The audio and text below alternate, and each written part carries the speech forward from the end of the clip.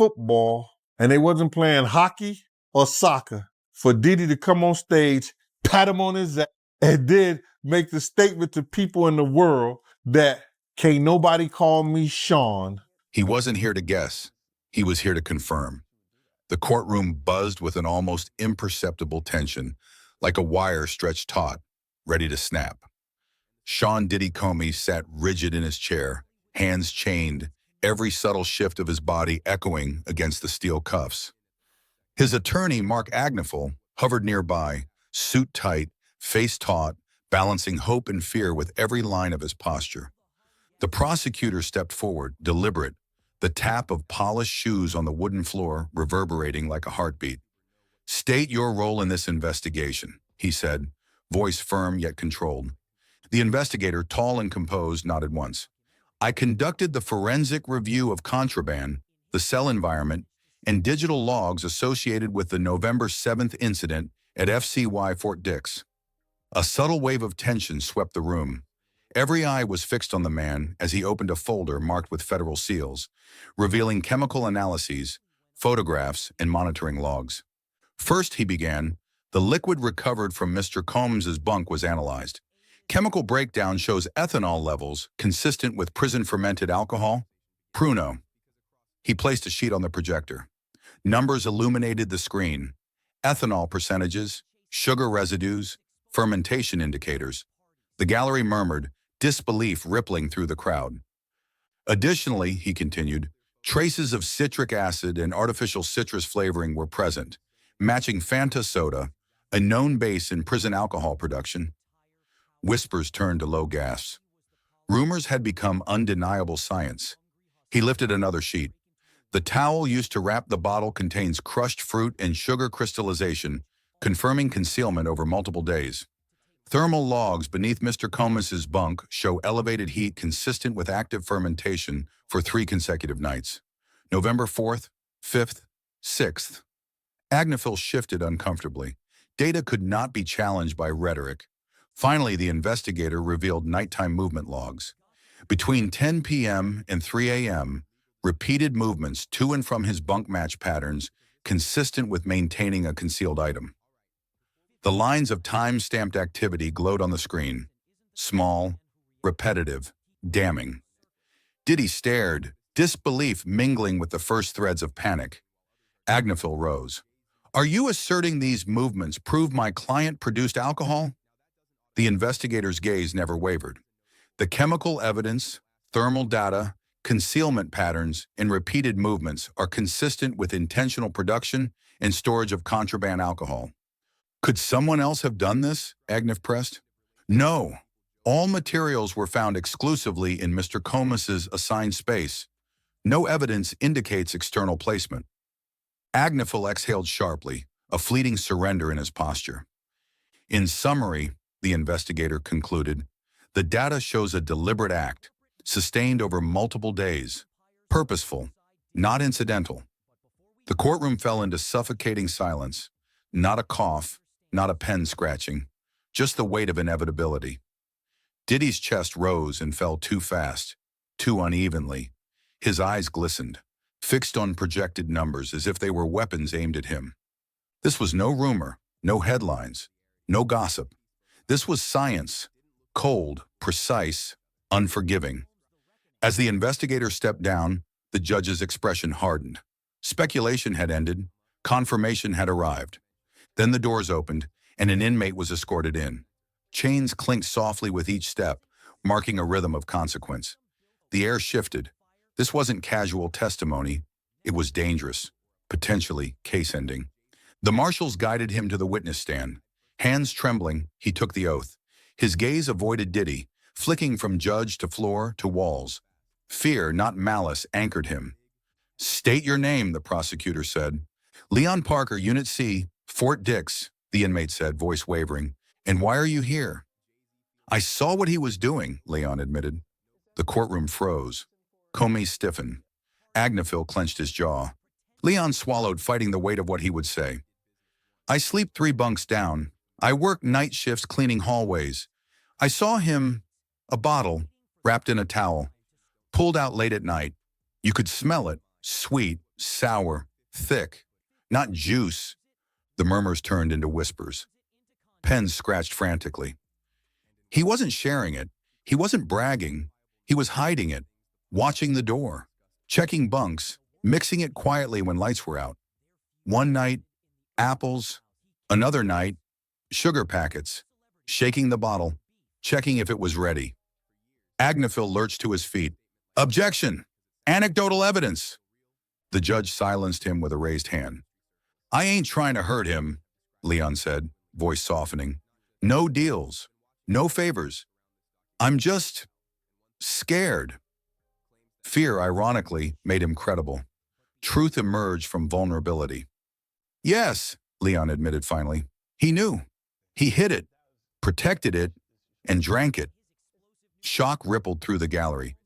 Agnifil's defenses, strong in theory, felt impossibly small now. Evidence, science, and human testimony converged into a tidal wave that threatened to crush Diddy.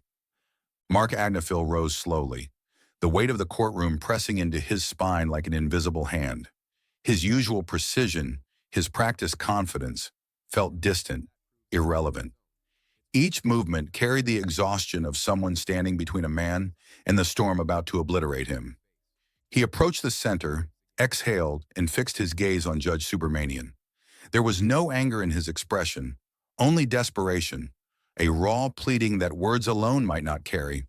Your Honor, he began, voice lower than usual, careful, deliberate. The prosecution has shown you chemical evidence, digital logs, environmental readings, and eyewitness testimony, but none of that captures the full picture of the man before you. He glanced at Diddy, hunched over, hands clenched.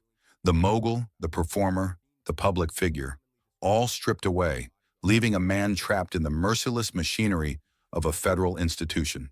Sean Combs, Agnifil continued, is not a violent man. He has not endangered others. He has not plotted escapes or attacked guards. He is a man under unbearable pressure, making one disastrous, misguided attempt to survive. The courtroom remained painfully still. Every spectator, every officer, every journalist leaned forward without realizing it, suspended in the quiet anticipation that only tragedy commands.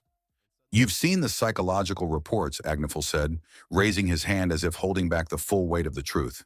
You've seen the stress evaluations. He is spiraling. He is not a threat to this institution. He is not an instigator. He is a human being collapsing under conditions none of us could endure without breaking. He stepped forward, each footfall deliberate, each word pressing like sandbags on fragile ground.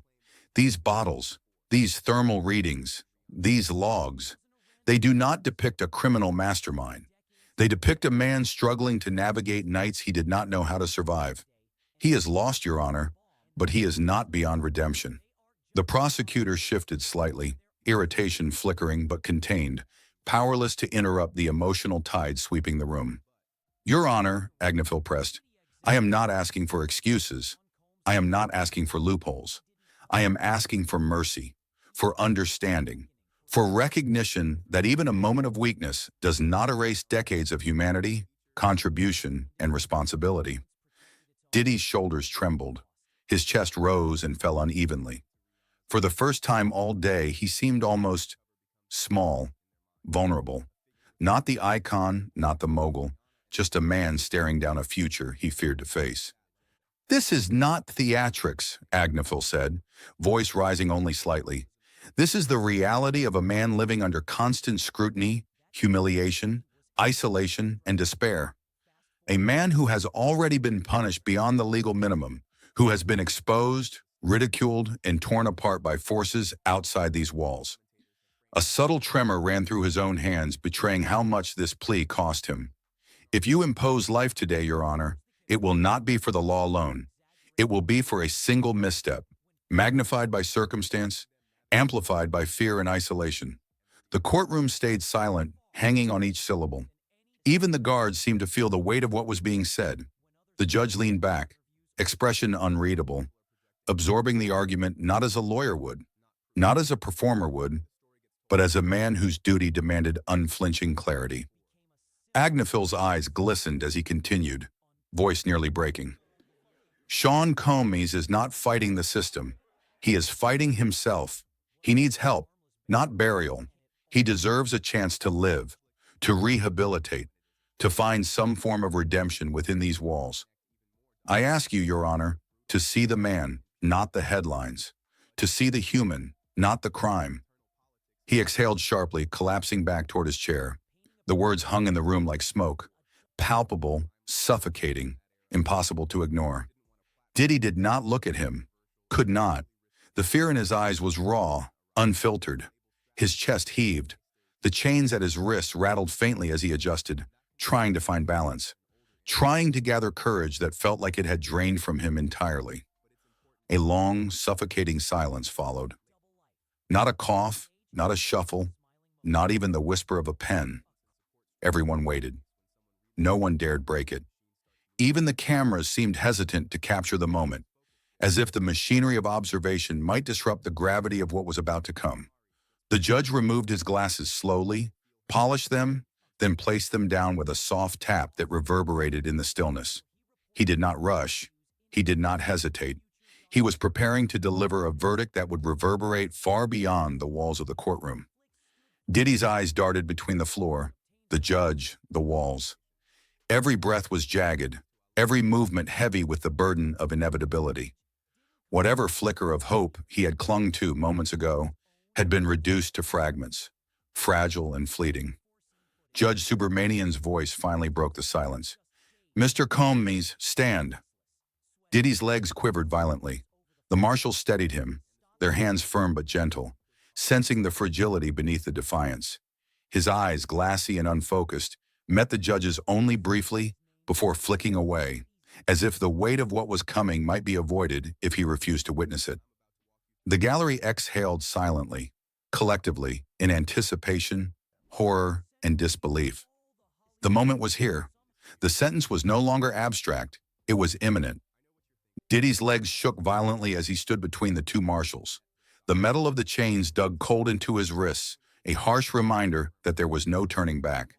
The courtroom held its collective breath, every eye fixed on Judge Subramanian, whose expression was carved from stone, unyielding, deliberate, inexorable. "You were given a federal sentence," the judge began, voice low but piercing, "with boundaries, rules, a chance to serve your time without incident. Yet you chose to violate that trust." Diddy's lips parted, a whisper barely audible. "Please." The judge's gaze sharpened. "This is no longer a mere infraction. This is a repeated pattern of misconduct, an ongoing threat to the safety and order of this facility. And in the context of your actions, it cannot be ignored." His chest rose and fell unevenly. Each inhale trembled, each exhale a fragile thread of breath he barely controlled. He was not the confident, swaggering figure the public knew. This was a man unraveling before the world, every instinct screaming that life as he knew it had ended. The judge paused, scanning the stack of reports, photographs, logs, and witness statements with meticulous care. Every detail was weighed, every precedent considered. And then he looked directly at Diddy, eyes locking onto his with an intensity that made every cell in Diddy's body shiver. "You were found not with simple contraband," Subramanian continued. "You were found with evidence of deliberate production, concealment, planning, intent. In a federal institution, such behavior cannot be tolerated, ignored, or softened by circumstance." Diddy's chest tightened, his jaw quivering. He pressed his tongue to his cheek, as if trying to ground himself. The marshals tightened their grip on his arms, steadying him, bracing for the inevitable. "This court," the judge said, voice steady, resonant, "has no remaining discretion. The repeated violations, the breach of trust, and the ongoing threat leave this court with no alternative." A shiver ran through the room. Even seasoned officers accustomed to the harshest realities of federal incarceration seemed to lean in involuntarily. Cameras whirred softly, pens paused mid-scribble, journalists frozen, all sensing the gravity of the moment. "Sean Commies," Subramanian said slowly, each word a hammer. "This court hereby sentences you to life in federal prison."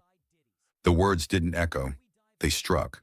The silence that followed was deafening, a vacuum into which all sound, all motion, All hope was swallowed. Diddy's knees buckled. The marshals held him upright, but only barely. His head hung forward, chin nearly touching his chest as a raw, ragged exhale escaped him. It was not a scream, not a cry, just the trembling release of every shred of hope being extinguished in an instant. A faint gasp escaped from the gallery, followed by a subdued murmur. "No," whispered a reporter, disbelief etched across his face.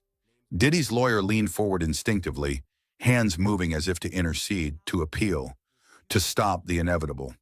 But even he knew it was over. The judge's decision was final. The judge lowered his voice, quiet, solemn, almost mournful.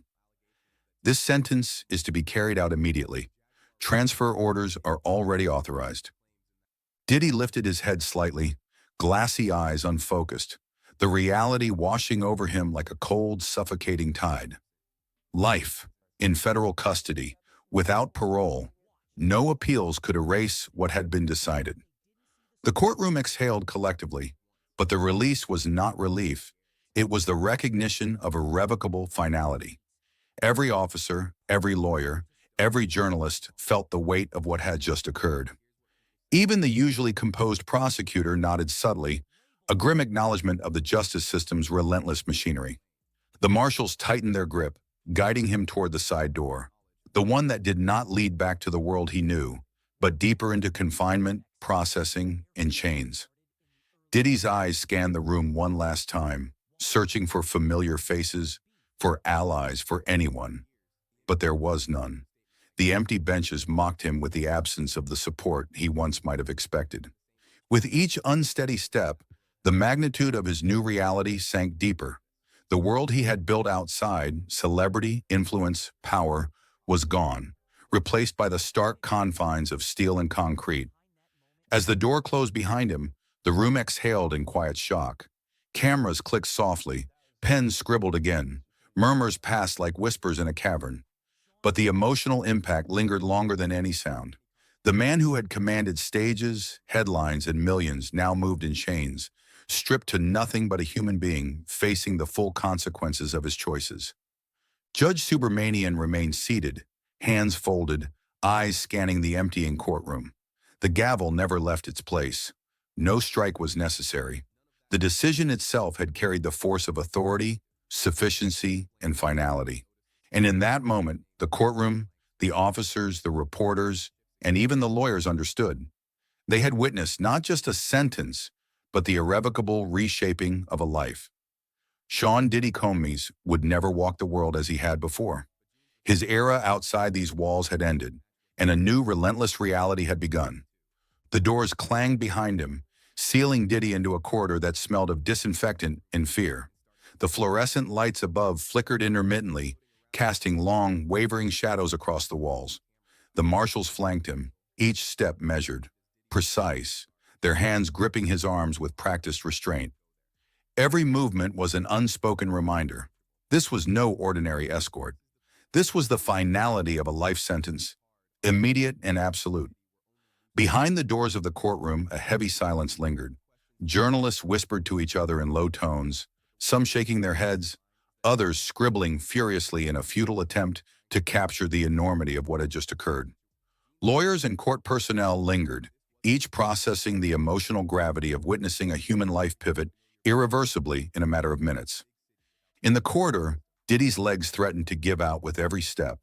The chains weighed heavily on his wrists, but it wasn't the metal that burdened him most. It was the realization that every choice, every misstep, every act of defiance had led him here. The world outside, celebrity, influence, freedom, was gone, replaced by the unyielding walls and concrete floors of federal custody. He tried to focus on something tangible, the cold metal under his hands, the clink of his shackles, the measured steps of the marshals. Anything to keep the terror from consuming him entirely. As they approached the intake area, other inmates and staff stole cautious glances. For those familiar with the news, Diddy's presence carried the weight of notoriety.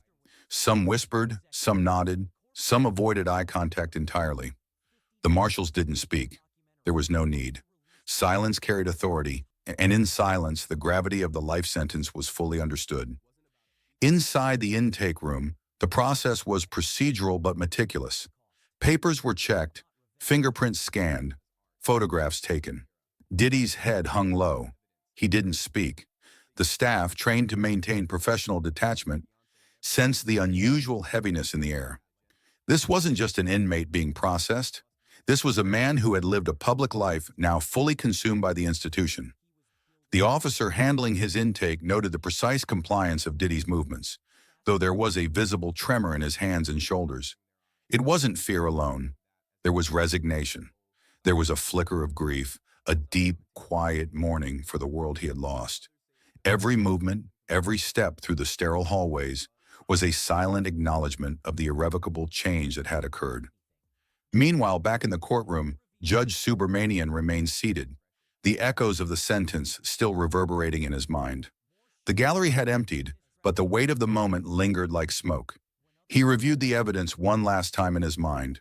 The chemical analysis, the thermal logs, the witness statements, the fear-laden testimony. Each piece had contributed to a decision that was final, just and unflinching.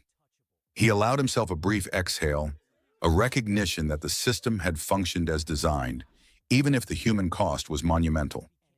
At the same time, Agniflo sat back in his chair, silent, defeated. His client was gone from the courtroom, and with him, any remaining hope of leniency evaporated.